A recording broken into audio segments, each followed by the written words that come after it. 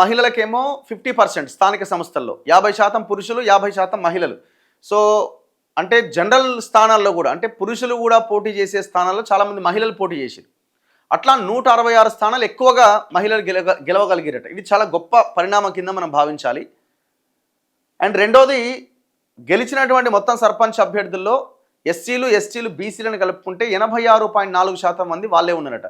జనరల్గా కూడా ఏ సర్పంచ్ ఎలక్షన్స్లో గతంలో కూడా చూసినా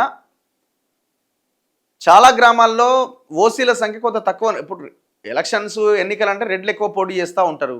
కొన్ని ఇటు సైడ్ నల్గొండ ఈ ఏరియాలో అక్కడ కూడా బీసీలు గణనీయంగా గతంలో కూడా కొంత ఉన్నారు. అంటే 40 కాదు, ఆల్మోస్ట్ 50% వరకు ఉన్న లెక్కనే ఇది. ఈసారి కొంత పెరిగింది, కొంత ఈ చైతన్యము ఇప్పుడు జరుగుతున్న మూమెంట్ దీంతో కొంతవరకు పెరిగింది.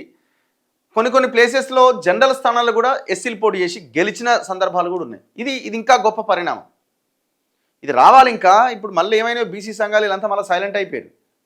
మీరు ఈ మూమెంట్ని రాబోయే 2028-29 ఎలక్షన్ల వరకు అస్సలు